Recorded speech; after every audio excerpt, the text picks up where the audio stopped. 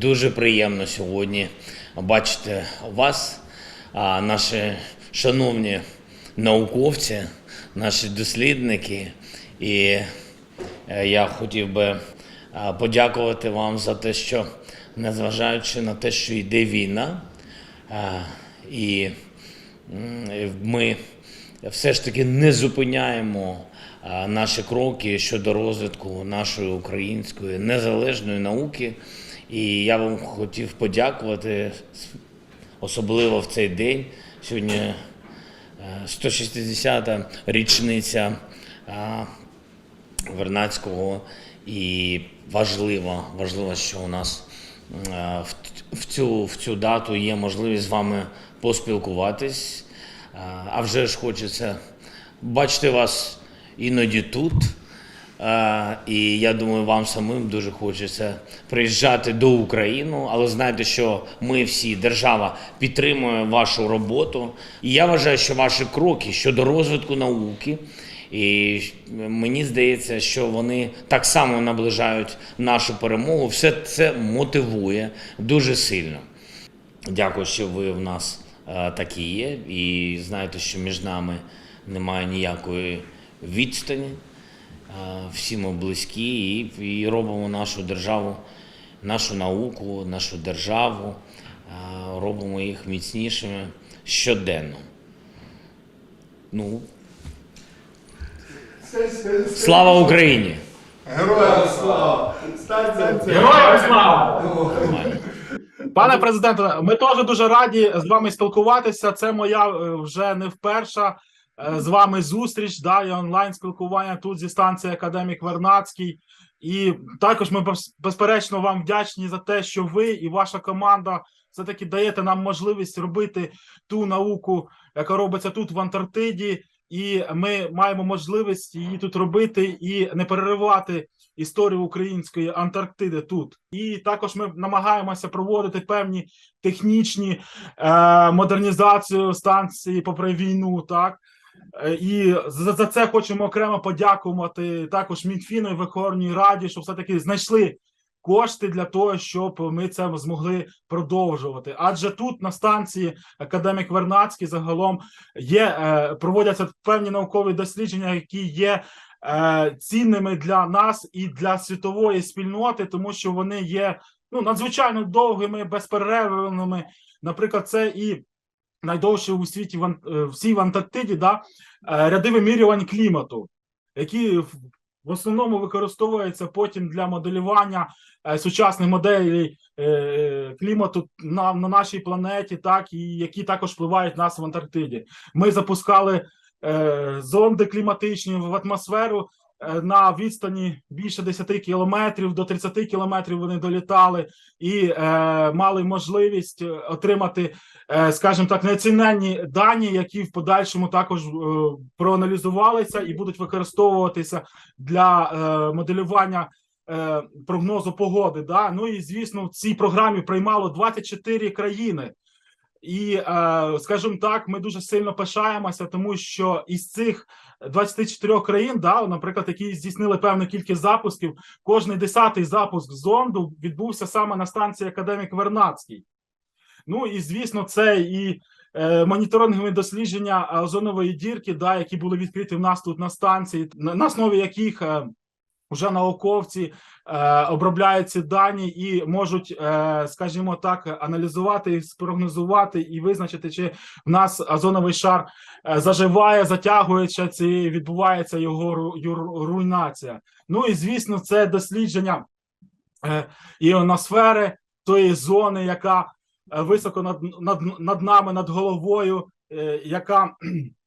де магнітне поле Землі зустрічає космічне випромінювання. Ми також проводили там дослідження. Ну і ми змогли дуже багато з вами про це говорити, тому що в нас надзвичайно дуже багато технічних завдань, які ми виконуємо тут на станції. Да? Але ми цінуємо ваш час, да? І хотіли б вам теж трішки показати от вживу нашу Антарктиду безпосередньо не з Ютуба, так? Тобто ми зможемо з вами також досліджуємо наших тих символів Антарктиди, це пінгвінів, да, які вже безпосередньо у нас біля станції майже відгніздувалися, ви можете їх спостерігати. От вони ось такі чудові наші, такі, скажімо так, питомці, да, які в нас тут на станції, ми їх дуже любимо і намагаємося їх найменше турбувати при наших дослідженнях і наших виходах. В науковому плані ми робили звернення до наукових спільнот з вимогою припинення будь-яких спільних проєктів з Росією та з росіянами. Так, на День Вернадського сьогодні також відправили черговий лист всім полярним станціям з таким зверненням. Ну і тобто намагаємося також долучатися до донатів до Збройних сил. Ми ось таким чином виготовляємо такі відкритки тут у нас на станції Академік Вернадський, де їх підписуємо і в такий важкий час передаємо їх в Україну, в Європу, в світ, да, де люди, які донатять на Збройні Сили України, отримують такі листівки, а всі кошти йдуть на потреби Збройних сил. Ну і зараз би хотілося передати також слово, скажімо так, нашому балкончику, да, це нашому лікарю Василю Матковському, який далі розповість. Вітаю, пане президенте. Разом зі мною наша метеорологиня. Вона зараз оператором є. Позаду в мене знаходиться подвір'я станції Вернадській. І соціальне місце – це наш Дороговказ.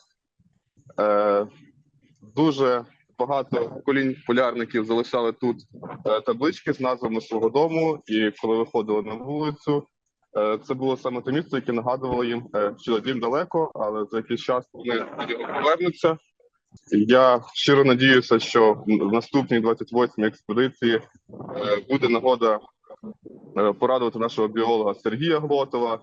Він сам з Луганська, і я дуже надіюся, що йому вдасться перепостувати саме табличку Луганськ на цьому дороговказі.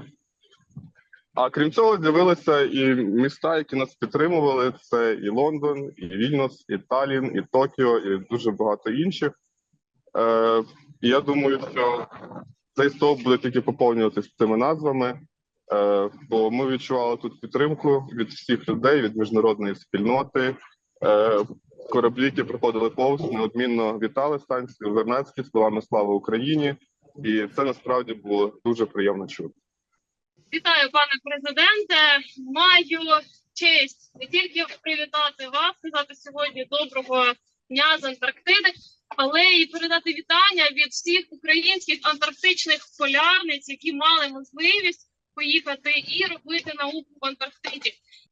Дуже вдячні і вам за підтримку. Сподіваємося, що ви максимально в мирні часи також зможете відвідати і цю арт-інсталяцію, і, можливо, одного разу побувати тут, на станції Академік Вернадський. Дякую за вашу увагу. Дякую. Дякую, станція. Дозвольте, додам буквально пару слів. Знаєте, на станції цього року зимувало 14 людей, експедиція. А ми зараз фактично говоримо між собою, що ми зараз Антарктичний центр відстежуємо 2 експедиції. 14 людей там на станції і рівно стільки ж українських полярників, рівно 14 людей наразі в лавах ЗСУ, більшість на передовій. Ну, щоправда, один власне із 14, один виявився по БРЦ, по бойовому розпорядженню в Києві, чим ми скористалися. В них навіть є спеціальний такий шеврон, ну, а взагалі вони бажають, що подарує. От, власне, я хотів сказати, що, ви знаєте, крім всього іншого, цей рік взагалі змінив дрес-код. І маю честь також, оце, звісно, найцінніший шеврон, де їх дуже мало, це тільки ті, хто зараз там. Да.